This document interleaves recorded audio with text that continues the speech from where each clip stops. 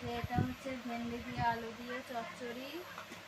আর এটা হচ্ছে গিয়ে মোচার ঘন্ট করেছি, নিরামিষ মোচার ঘন্ট, জিরে আদা গরম মশলা কাঁচা লঙ্কা বেটে।